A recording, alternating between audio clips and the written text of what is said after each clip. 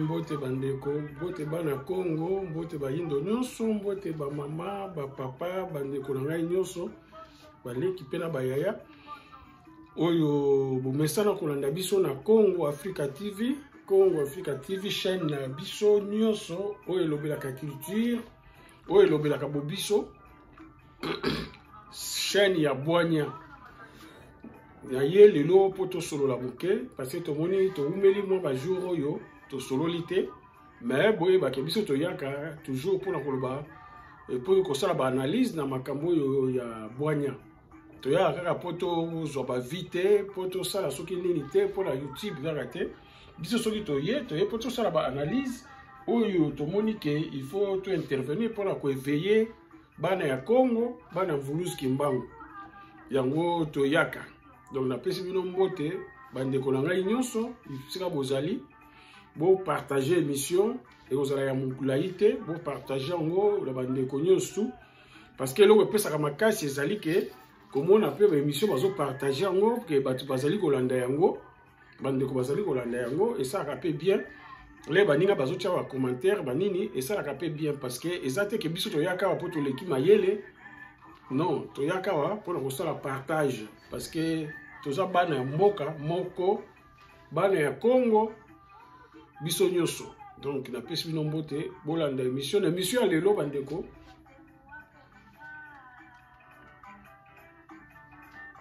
Na émission ya lelo tokolobela oyo nyonso ezoleka na mboka na biso. Bomoni ndenge mikolo kaka batu bakufaka mingi. Tokolobela oyo ezoleka na mukili ndenge ba mama ba papa to sala attention na makambo etali ya sport po ba mboko oyo ekomi tellement na suka bazo joa ko recruter bana na ba loge na bango ya ba franc-maçonnerie ya ba Rose Chrétien ekomi ebele. Donc, on tire sonnette d'alarme, on ça à éveil, on tire pas sonnette d'alarme, na bana, na maman, na papa, bokeba, na bana. Parce que, bazar ba technique, moi, ya recruter, bande ko na biso. Toko lobe la peine ndenge, bazali ko kenya la bambo ka na biso, ko sala ba réunion, ba conférence, ya ba loge na bango. Nde to lobaki na bino, toko lobe la yango, to répéter yango nyos tout. Donc, bande ko bolanda. Beaucoup ba actualité na biso ndeko commenter ne peut to sala moi analyse nango matondo mingi.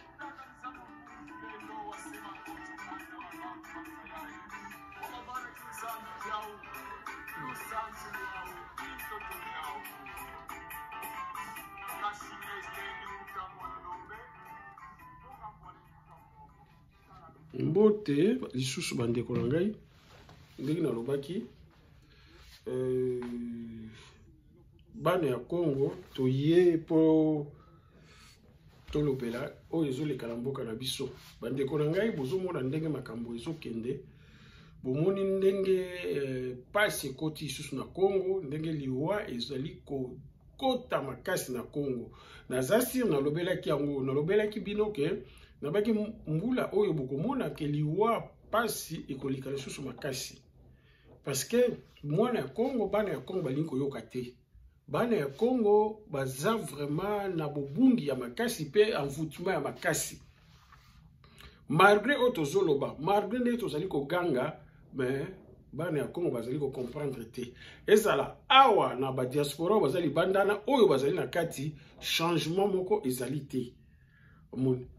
Mwana ya Congo azali susu na réflexion moko te ya kosala soki ye moko avandi na ndako na ezala mama et papa amituna pasi oyo liwa oyo mamaladi banini banzala ekoti na mboka na biso na bamboka na biso ewuti wapi ke tosambelaka Nzambe bandeko na biso bazosala ba video bazotia na ba statut na bango bazotia na ba YouTube bazotia na ba Facebook kokende kobuta ba montagne ya mangengenge mikolo nyonso kokende ba retraite bazolala libanda na mangengenge na ba kimwenza banini. Mais pourquoi pasi wana ezosila te? Est-ce que eza réflexion moko difficile, eza ba question moko difficile yo mwana ya Congo se poser nango? Balobaka lero bandi ko se poser ba question okomi pembeni pe ya kozwa ba réponse moko exact. Mwana ya Congo ba mama ba papa tozo comprendre te. Nazo moko nazo comprendre te ndenge nini yo mama mbimba yo papa mbimba banda ko kende église ça fait 20 ans 30 ans. Ozo vivre dans des conditions beaucoup difficiles, dans des conditions où vivre il y a 10 ans et c'est multiplié par 10 lelo. Mais ozo que nous sommes en Nzambe wana ba ebiso ke Nzamba biki saka Yesu oyo bosambe la kamela akufa na kuruzi pona bino asopa makila na epo na bino. Mais soki Yesu wana bandeko nanga akufa na kuruzi atangisa makila na epo na bino po asomba masumu na bino nyonso. Mais mama papa bo se poser ba question. Pona nini yo fozala maladi? Pona nini yo fokufa nzala? Pona nini yo liwa na famille na libota ba nini tout? Balobi na Bible la bino c'est le péché qui entraîne la maladie et la mort. Na Bible la bino balobi c'est le péché qui entraîne la maladie et la mort. Mais ce qu'on balobi que Yesu na bino akufela bino na kuruze atangisa makila na ye po bino boza malamu. Mais bino pasi kutu koleka susu makasi. À chaque fois bozo que nous sambela, à chaque fois bozo za na pasi. Est-ce que bozo réfléchir makambo la bino bozo kanisa?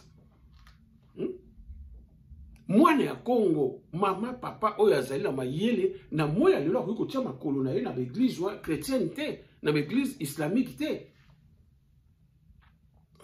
Akoki ko kende te, akoki ko tia suma makolo na ye kuna te. Ça fait des siècles et des siècles. Christianisme kotaka na fimbu na minduki. Bien le christianisme vandaka, mais est rapporté biso nini? Lelo ba memeli bino christianisme et nyoko libino e bomi bino e silis bino mayele. Lelo ba komi ko ya ko kotela bino science na bango mususu occulte. Ba yo ko kotela bino bomoni ba conférence yo sama na mboka. Ya ki rosicrucien, ya ba franc-maçonnerie. Bakomi ko ya vis-à-vis parce que liboso azali ko bomba na sima christianisme parce que christianisme est fondé na batuana obo yoka kana Rome wana na Vatican ye mutasa mukolo bango baza mikolo ya ba christianisme baza mikolo ya ba loge wana nyoso oyo bino lelo bazoyela bino ngo bango moko kaka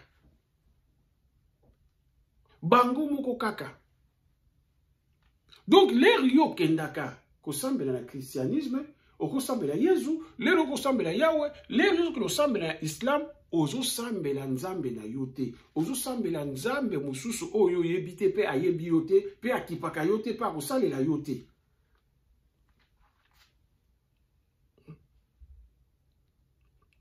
Ba mama bozo mona ndenge mboka ezokufa.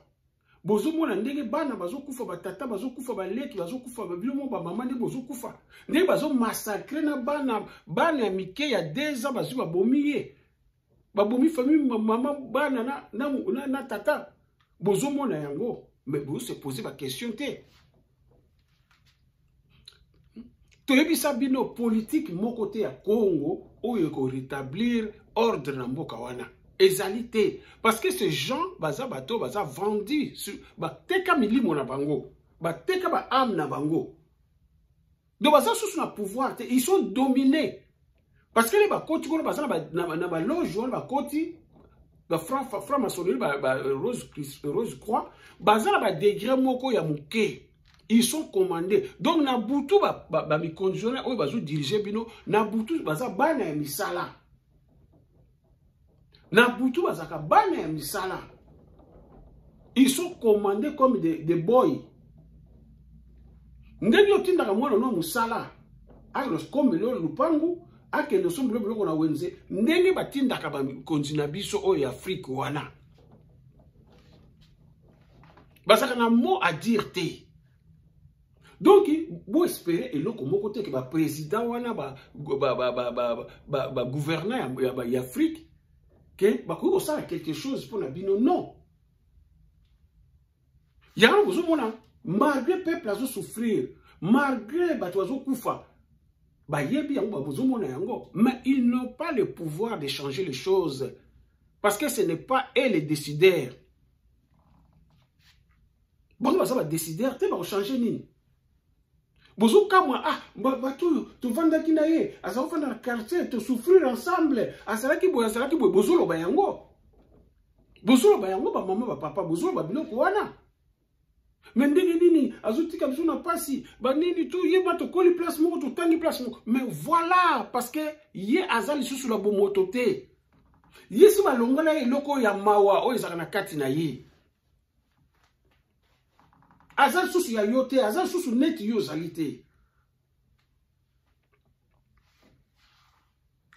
sikoyo bino bokolite na bango ndenge nini bato wana comment bokolite na bango parce que bango na ebisaki bino na ebisaka bino toujours bango ba place bazali na musala bazo sala c'est place ba sacrifice o bozo mona bato bazo kufa na mboka na ba accident na ba nini ba inondation ba nini na maladie na ba fulu wana ce sont des sacrifiés bazo sacrifier bato bino bokobundala bango te même sur le plan politique bozo sala bokobundala bango te parce que bazo gagner bino parce que ils donnent des sacrifices na terreau bino bolandela bango baza ba konzi baza na pouvoir koleka bino.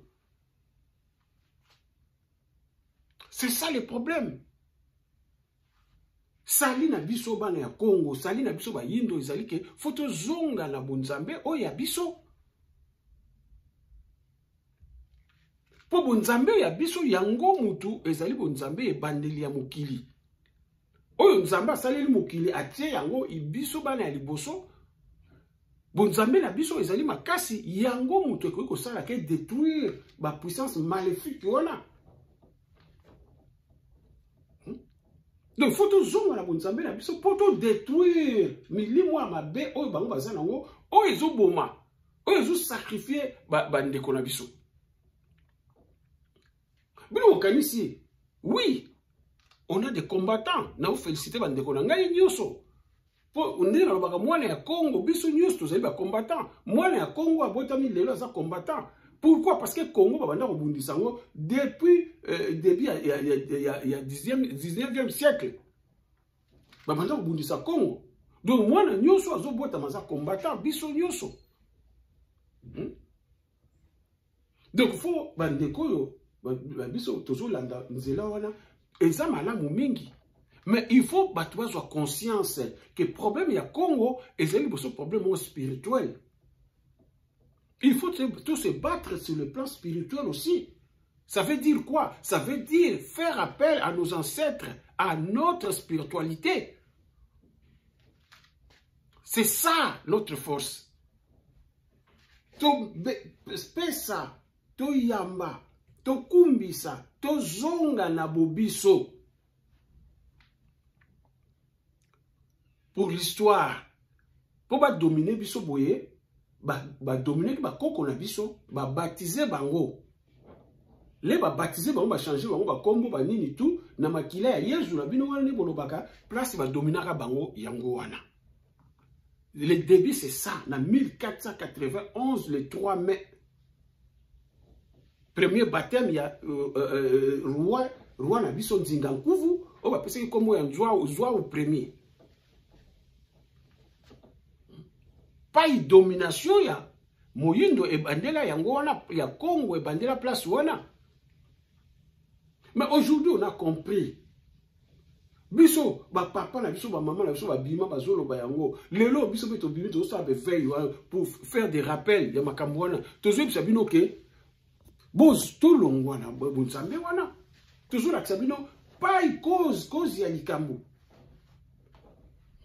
Mais bino bozo contempler ka ba conséquences. Vous plairez. Botali ba conséquences parce que bozo lela, bozo sa. Mais tozo biso bino ba cause nango. Tu sais, nous malheur au union ezali tina nango pa yeuti biso tozo ya poto yebisa bino ngo pobo bima.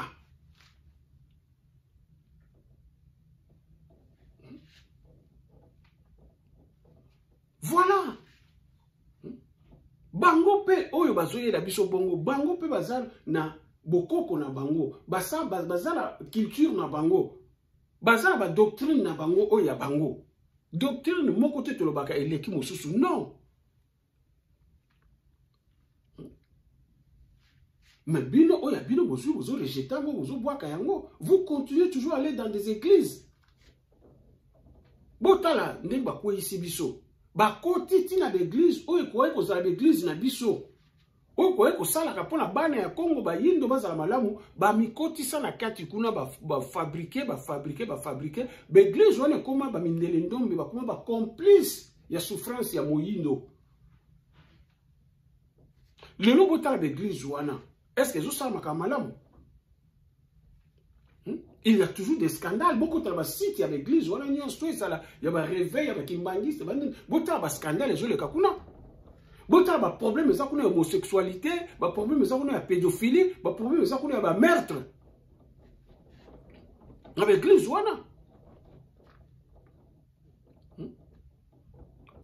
donc, ils font comme leur chef. Ba chef na bango christianisme o bango balanda l'air balandi yango milimo wana ezaka nourri na babilo kona homosexualité ezaka nourri na pédophilie ezaka nourri na ba meurtre na makila. Moi quand je vois ça miracle mo exact nazuka moite parce que ce sont des choses normales o etambola ka bongo. Bien, vous parce que vous ne comprenez rien du tout. Malgré que vous expliquez que Nzela, vous que des botans les alaka, mais vous comprenez. Mais biso, nous on comprend déjà. Tina biloko nous ce sont les corona ba pasi banzala ba maladi ba liwa. Tina mutuneti Rwanda. Un pays où côté na Congo, vous plus de combien de fois. Aya lelo alobi que soko sakani lobi na côté na Congo. Est-ce que vous trouvez ça normal? Est-ce que vous trouvez ça normal? Pourquoi vous avez bongo? Parce que vous avez perdu l'énergie vitale. Énergie est ça la que vita, oui ça la ka. Oh ben maman qui parle vita, qui parle vita, vita là qui c'est énergie wana. Bien pour réagir. Vous êtes Congolais. Vous êtes là pour se chamailler. Botala, Bokei, na Nino, na Belgique. Et là, quand même, vous salez, le regroupement a battu sous. Solidarité en Dengwana. Mais jusqu'à, boye, polémique, parce que parmi ces gens-là, il y a des gens, oh, il y a des leaders. Oh, il y a la jalousie parce que mon ninga zaboye. Oh, il y a la jalousie parce que mon ninga zaboye. Allez, beaucoup me luka makambo. Beaucoup me utiliser ma maman. Moi, je dis à ces mamans, nazo ba maman na biso wana boza la mayele. Boza la mayele. Batu wana ba papa mingi bazalo bazo utiliser bino. Yo maman yo papa so zo kende pona combat ko sa ba marche pona Congo. Eza malamu. Mais ça peut mayele ba utiliser yo te. Parce que les autres ont eu problème. Moi, aider sur un niveau de zate. Donc, si vous avez kende na ndenge malamu okei ba ndeko ozo kutala bango baza ba ndeko na yo. Baza benemi na yo te. Mais si vous avez parce que oza fanatique ya leader na bino ba maman ndenge ozalaka. Bo yango ozo kende kuna. Okozwa problème, là okozwa problème. Et oza pas si pour na yo. Et puis, ba leader wana soki ba leader po ba benga ba sepela ba benga ba leader. Ba yeba ke combat ya Congo ezali bandi lelo te. Combat ya Congo ebanda banda kala. Bango bazala te, bakoko na bango bazala te, combat ya Congo ebanda wana. Congo bato abundela yango bazali. Bakufa batangisa makila. Donc yo soko zo kende po okende susu ko nyoko la bana ya Congo manipuler bango le susu. Tu vas payer le prix. Na kosibinote bande ko ngai. Soko zo kende na Congo na véritable combat résistant. Otie komba ki mbangu liboso, otie komba mama ki pavita liboso. Ya nzamba mpungutulendo ya nzakomba maweja nangina. Mais soko zo kende po yo kono lakisa ke yo muto za leader, yo muto za boye combat ya Congo e ko rattraper yo. Voilà. Oh, nyonso baza ba traître wana, bazo kende ko sala ba réunion caché ba nini tout. Na kosi bino te bomona on te va pas citer. Ils vont tomber. Ba kokweya parce que Congolais c'est quelqu'un qui ne retient pas des leçons. Un Congolais ne retient jamais les leçons. Amoni baninga na ye o ba welela iko kena ba makambo ba pouvoir mingi ningi ba kufi. Mais bango baza toujours pas que le welela ka ba mbongo mike mike pour ba kweyisa batu mususu. Tribalisme. Je vous ai dit, na bibotika ko finga baluba. Il y a d'autres personnes, les Monique, il y a batu bazali bana tribalisme ya makasi. Donc oya bengi ndeko na ye ya bandundu soki ndeko ne wana ye akokende. Bomoni yango. Ils se sont organisés, ba fouti quelques-uns, a fouti quelques-uns, ba master, oh ya zakala bango bien, ba keko ça, ba participer à la conférence. Mais bino siko bolandaka batu wana bazo manipuler bino. Pourquoi baza bongo? Batu wana parce que ba yebi ke bino bolandaka bango, bozo pesa bango moi valeur moko boye, bango bazo profiter na valeur wana, ba liaka ba mbongo par-ci par-là. Et vous ne comprenez pas. Surtout bino ba maman bazo manipuler bino. Ces gens-là, ce sont des tribals. Ces gens-là, baza couteau à double tranchant. Azo critiqué président Félix. Ba critiquer kaye pour bango. Baza ekolo mususu, mais mutu na bango. Soka ye, bomoni ndenge koleka. Ndenge bazaleli. Bomoni ba image, ba vrai visage na bango. Mais yo, batu wana bino bozuki no landa na ba chaîne na bango bozuki no kumbisa bango ko tsa ba commentaire moko inutile oza na sens moko te. Voilà pourquoi mboka na biso zo bongate. Parce que Congolais ça mutu aza na ba conviction te. Dans la vie, il faut avoir des convictions. Il faut être catégorique sur comment il kamoyo eza malamu te, il faut se décider. Kuza neti ngwate ba memaka ona singa bakanyo singa na kingo bazo memayo. Mais non. Tu ne peux pas travailler pour quelqu'un où ils ont profité na effort na bino. Ou bien l'intelligence na bino. Même na bonzambe, baloba yango soko moni place moko bozo apporter eloko moko te. Ou bien moninga azo apporter eloko te, azo luka mindondo banini, longwa esika wana. Mais bino bozo landa batu wana, bazala ba chaîne wana, banini, bazo sala bazo manipuler bino. Allez, bozo kende. Bango bazo lia mbongo na bango. Bande konanga bozo mayele. Congo, problème à Congo, c'est un problème spirituel. Il faut biso juste tchango na mutu na biso. Et ça problème moko mutu nyonso ayeba ke Congo ezali mboka ya liboso na mokili. Loko les mboka mwa mokili ya liboso ezali ba principe nango divine oyo Nzambe atia na kati ya Congo. Congo c'est l'exemple. Nzambe a changé kate, a ko changer te. C'est à nous de changer. Nzambe a ko changer te parce que atia ba principe wana, c'est ce principe qui dirige le Congo. Donc beaucoup ko mata ko kita bo bambi bitu na mire et ko changer le côté soki bolingi ko zo conscience wana te. Ce que vous avez batté yango tozi c'est une vérité. Il faut que vous ayez conscience bozonga na bobiso na culture na biso bozonga oyo na ba yebite bazonga na histoire na biso histoire ya Congo bandeko bozonga na histoire ya Congo pour comprendre makambo ba homme politique o bozolanda wana ils connaissent ba yebi mais bango si bateka milimo il n'y a pas de soldats du peuple il n'y a rien il y a personne boyoki déjà ba soupçon bakomi kosenga ba dialogue bakomi kosenga ba makambo belé bon yosko ozolanda donc l'air yozo encourager biloko wana ozolanda biloko wana tu fais quoi muto yako sa ba conférence awa et combien les razaki na poste ayibi combien de maisons azana na mboka na biso il était complice ya bateau basali mabe na Congo ils ont tué plus de 15 millions non il était là non. Comment yo le intellectuel tu es dans les médias boza médias après ce jour qui ne kokumbisa mutuana ozo qui ne couvrir ba conférence entre temps tu es conscient que l'homme en question il a participé dans le gouvernement où il bomi si plus de 12 millions de personnes oyebi binoko peuple congolais a violenté parce que ceux qui est à côté à bandi bubekolo mususu bino ba bongo ba journaliste bongo ba nde baza batu lelo bayoki bino ba limusi bino kana mbala moko bo sepela parce que tous na peuple moko a violenté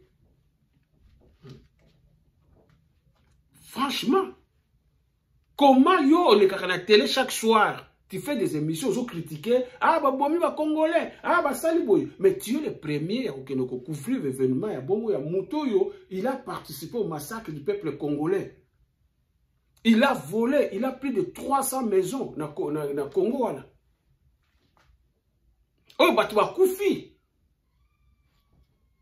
bon ba na lero wana bazo kangama l'hôpital ba ki sezate maman bazo ke l'hôpital bazo bota ba ki sezate moya bi l'hôpital ezate ko lia passe mutu wana zaki na pouvoir mais il faisait que voler mais yo lobby OK encouragé parce qu'il t'a donné 2000 euros 1000 euros 5000 euros oh.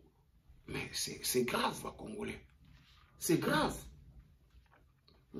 tout ça peuple moko ça compliqué et tout ça peuple moko na yebité c'est très très profond à Congo. C'est très profond.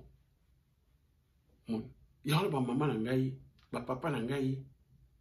Tout ça la solution moko. Solution les alliés, il y a Nzambe moko.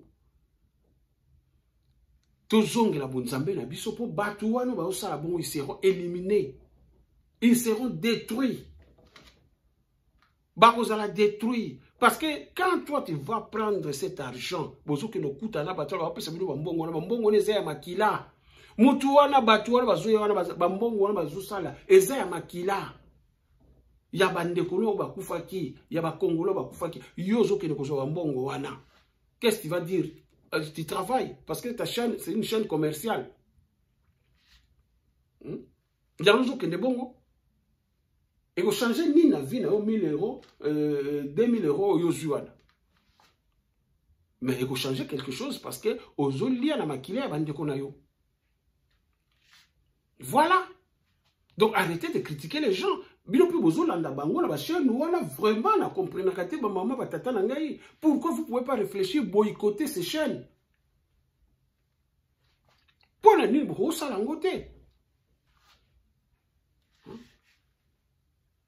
Bande konangai bozala mayele problème à Congo ndenge na lobeza problème spirituel tozongela bonzambe oyo bakoko na biso basambelaki bonzambe oyo mvuluzi kimbango amonelaki pasi mama ki pamvita amonelaki pasi papa macho amonelaki pasi hein bonzambe mama mafuta amonelaki pasi hein mama ki pamvita hein batata vita kanga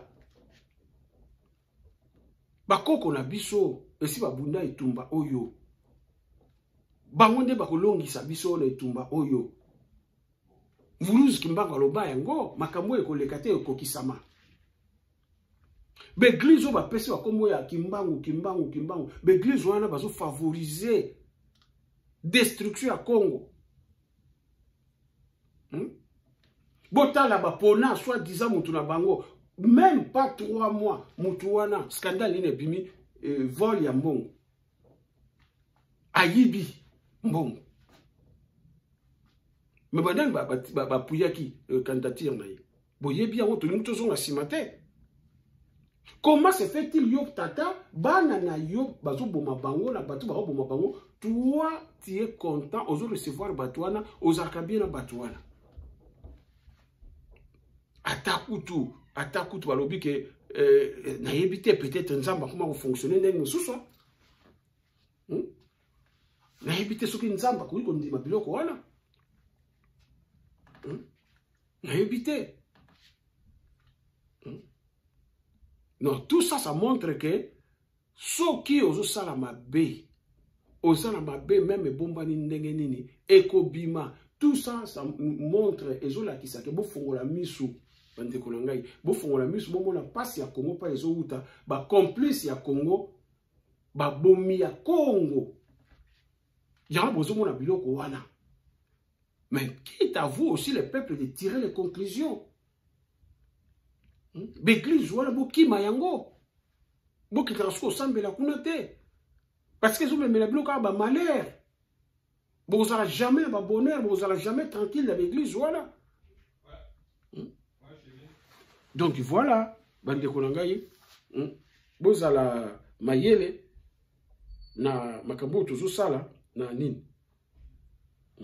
Na lobaki ba maman ba papa na kolakisa bino moi ba extrait moko na okata yango boyoka o pe zo le kapo na baki fo ba maman ba tata to fongola misu na ba mboko ba komi na suka bazo tenter le tout bazo tenter ba dernière force na bango po bango bazo kanisa ke ba réussir yango mais ba réussir yango le susute bazo utiliser oyo nyonso ba ko utiliser. Mais bayebi ke baza kokweya. Bayebi ke baza kokweya. Donc biso to lukato pesa bango sous force, to vivre en kenge. To moment to comme ça un moment très difficile, très compliqué. Il faut que ça là attention. Très attention na ba vie familiale. Ezala ya bana, ezala ya banani, il faut surveiller yango na ba vie otozo mener chaque jour. Parce que ma Cameroun, ça fait quelques temps, ils ont bima à niveau de l'école, au niveau de l'université, au niveau de sport, il y a bana. Bazo baby sa bana. Pour ba yibi que makila ya solo, ils ont makila ya yo muindo. Oh, bango bazaka nango besoin yango wana. Donc, na niveau de sport, bazo initier bana na ba université, bazo initier bana na ba loge na bango. Donc il faut faire attention. Bolanda extrait oyo. Bolanda extrait oyo boyoka ne bazolo ba. Et les pratiques occultes comme une nécessité. Chaque joueur africain a son propre gourou qui lui prépare spirituellement les avant et après match. Mais toutes ces pratiques ne restent pas sans conséquences. Contre le stade de Rennais. C'est en quelle année ça? 2002-2003. Donc là tu marques 2014. J'ai joué mais j'étais vers la fin. Ok. J'étais vers la fin. J'avais été approché par des francs-maçons. Étant joueur. Étant joueur. Pourquoi? Parce qu'ils voulaient me recruter. Donc il y a des joueurs de foot qui sont francs-maçons? Il y a des footballeurs qui sont francs-maçons. Ah bon? Ouais. Ouais. Tiens, en 2011, une affaire éclata au Cameroun que Samuel Eto'o s'est fait disqualifier de certains rituels francs-maçonniques et qui lui a valu sa rupture avec José Mourinho à Chelsea. Tout ceci est raconté par l'ex-journaliste Dora Eboa, qui était à l'époque la petite copine de la star camerounaise Samuel Eto'o. D'une manière étrange, la même année, selon les rumeurs, Didier Drogba serait la cause de la disparition de cette fille ivoirienne de son propre orphelinat en raison des sacrifices francs-maçonniques. Alors, l'objectif de cette vidéo est de montrer ce monde obscur qui entoure le football tout en illustrant avec ces témoignages des anciens footballeurs africains. Alors, si vous êtes nouveau sur la chaîne, n'hésitez pas à vous abonner, à liker, à commenter la vidéo et à la partager.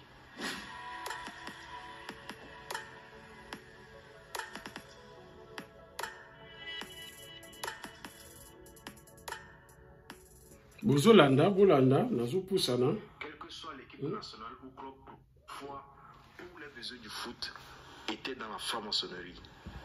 Donc le monde qui est lié au football s'est très vite ouvert à moi, et être populaire, ça vous ouvre des portes sur tout ce qui n'est pas bon, les vices, la perversité, la débauche, la pornographie, la masturbation.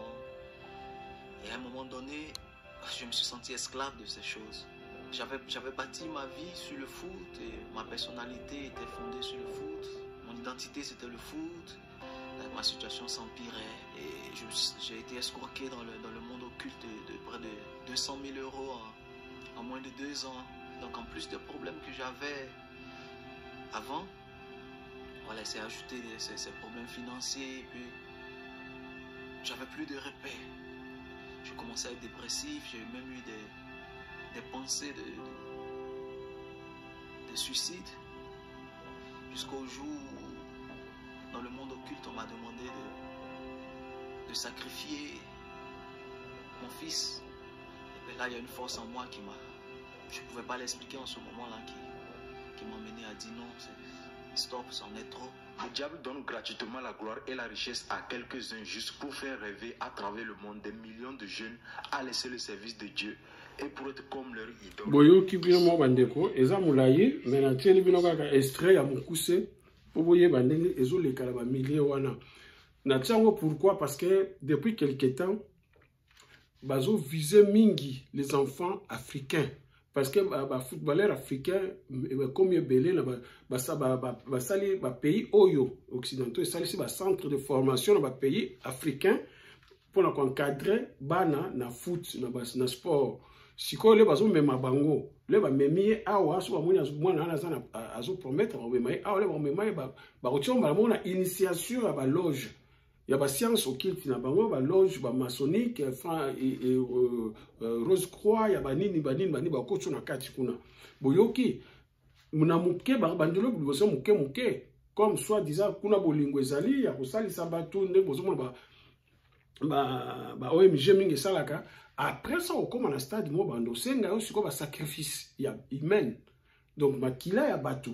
Donc, batu mingi, bomona ki ba africain mingi, o bomona ba beta ka ba bale, Fédération française de football, ya mo ezali F666. Donc, le bomona ka ba africain ba beta ka bale, o bazo régner, ba osala ba succès wana eza pambate bande konangai. Il y a beaucoup de choses derrière. Batu bakamu mingi eza na sima. Donc, maman, papa, les mwana na yo eza na sport. Au moins, quand on pousse dans le sport, quand on a été poli à Kabambongo, ce qui n'a continué au temps où on a que bana mingi ba joueur mingi africain ba la la kana ba maman na bango. Bon, comment on a ba maman mingi ba africaine ba comment proche ce qui moi na joueur ba proche na bana na bango parce que ba la la kana bana na bango. Na ba rite na bango ba rituel na bango ezo senga bongo. Na ba lojo ba na ba kota ba initiation ba joie ba pesa ba condition na fala la kana mama na yi mon ezali awa na document oyo na documentaire oyo. Donc il faut ça l'attention batu bazo se sacrifier mama ayebi papa ayebi mais ba se sacrifier pour ba koma na mbongo mwana koma na mbongo pour ba ko régner na mukili oyo pour koma na gloire ezali pambate. Eza na miziki, eza na makambo susu. Ba joueur nyonso komona ka minene wana baza pambate. 99% baza na banzela ya mulili o ba simbisa bango. O tozoloba te pour le. Donc conseil ya kopesa tolobi biso sa ke veille ye koloba ke ba maman ba papa le mwana zo sa na sport solo la kana mwana na yo. Yebisaka ye ke soki mutaye liyo livre mutaye liyo kolobalo makambu boye abali ko betlo ba histoire boye yaka ko yebisa biso yaka na ndako yebiso mwana na ngai moko so na solo bango na ba preuve ya mwana na ngai ezate la jeu exemple mususu na jeu ya mwana na ngai. Donc il faut que ça mayele nango ba maman ba papa bo se pelateka moi nazo kende azo yela bilongo azoyela bilongo banini mais après ça aux asumbo on a problème ya ko kata bino kingo akuboma yo mama akuboma yo tata akuboma famille parce que ba ko senga yebongo parce que makila yo moyindo les ali très recherché partout surtout ya yo moi na Congo. Donc boke babandeko conseil tozo pesa to fongola miso surtout na ba moment oyo pour moment o baza ya kokweya bazolinga batombwama donc il faut que ça là attention na makambo wana ko sola kana bana ko yebsa bango mwana keba boye donc voilà donc vous même mwana zane joueur moko moyen ou bien nini moko moyen mais azo gagner moins vie na ye que azala gloire wana succès wana ya mutu ko ma famille et ko bebi sa famille mobimba. Donc voilà bande konangai et le retour to loba nango yangwana. Donc conseil to kopesa kaka to komi na 2022 ba maman ba papa nangai to zalaka mingi na losambo oyo ya bonzambe na biso ba komona bible na bino soki mutu ko lakisa yo osambela nzambe mususu ke o bakoko no basambela kite mutu wana boma ye lapide ye ngate mona lobi yango. Donc mutu poto réussir po mboka na biso bonga tozana solution kaka moko tozana formule moko ya komizongisa na bonzambe na biso ya nzamba mpungutulendo ya maweja nangina ya vidi mukulu ya nzapa ya nzakomba ya akongo mongali bonzambe ya mvuluzi kimbangu ya mama kipavita ya tata machwa ya mama mafuta ya tata kipa vitankanga bonzambe bango basambelaki biso foto zongi kaka wana. Et puis kosambela na kobeta sete bandeko na ngai boyo landa malamu kosambela losambo yango na biso to laksaka losambo ezali kosambela basambela ka bakoko nyonso te nzambe aza na ordre oyo ye oyo ya sala nzambe ye moko kombo na ye ordre yango biso tosambela ka nzamba mpungutulelo be nzakombo bima weja nangina tosambela ka bakoko te tokumbisa kande bakoko na reconnaissance ya oyo basala po biso tozala mais tosambela kande nzamba mpungutulendo il faut bosala attention nango babi eza mingi makambo eza mingi na kati wana parce que parmi bakoko l'air Congo l'air bayaki kokotela biso babebisaki biso tozalaki na kindoki te kindoki elakisi ezalaki mayele eza mayele mais bakotela biso sorcellerie o bakoko na biso bayebaki te bazalaki nango te le bakotisi biso sorcellerie bakotisaki mayele oyo ya koboma bato ya kosala bato mabe bakoko mingi bakomaka nango yango ekita sorcellerie wana oyo ekoma kobebisa kofrene banini tu koamvute bato sikoyo na bakoko ebele babebaka deja sikoyo ileri yo musala na oko kosambela bakoko po yoki mutu bwasambelaka bakoko azopesa bakombo bakoko oyo yekuta yebi na ye te so basalaki nini yo pozo landa eza mabe parce que bakoko wana soki basalaki makambo mabe tant mosusu baza na monde moko ya mabe po basalaki mabe po bazali koboma bato bakomaki na sorcellerie bakomaki na makambo mabe leli ozosambela bango c'est fini bakobebisa yo parce que na monde des ténèbres bakomanipule yo nde bamanipulaka bandeko na biso bakristianisme ya baislam bandeko bayindo bakomanipule yo yozomona neti koko na yo papa no ozozwa soki mpona nini orke ezouta na monde des ténèbres ti bakozwa yo bakoelimine yo donc tosambelaka bakoko te tokumbisaka bakoko tosambelaka nzamba mpungutulendo biso tosambelaka nzamba mpungutulendo tolobaka na nzela ya mvuluzi kimbangu parce que mvuluzi kimbangu moto aza mwinda na biso aza nzela na biso aza mobikisi na biso bakoko te c'est comme ndenge nalobaka na cimetière moto aza te akendaka na cimetière mikolo nyonso konolalaka kuna na likolo batombwaka nosalaka nini noliaka na non bacimetière eza mokili mobimba yo oza na vie okufi nano te pourquoi konovandaka na cimetière aire nyonso soki bongo te bangai balobake bato bavandaka bango mpe na kati ya cimetière mais mponi basala yango te bandeko fo ozala mpe mayele bokomprenaka makambo mosusu so bato azoyo bayebi makambo bokomprenaka cimetière eza mabe te mais cimetière bakendaka yango toloba yango mbala mingi tomonaki bakoko na biso banda kala bazala problème tant familial banini résoudre te bayokani na famille mba basali basero bakende na cimetière koloba na koko na bango oyo bango bayebi papa ou bien mama oyo bango bayebi et puis bazongi basali banini bazongi mais eza te ke bato bokendaka na cimetière koma bandako na bino koma banini na bino non ce n'est pas ça mponi balobai bato moto akufa na moto ya mbomoi distinction wana basala ngo mpona nini non bandeko pour la cimetière il y a des gens oyo bakufa na ndenge mosusu mpe bakufa na ndenge mosusu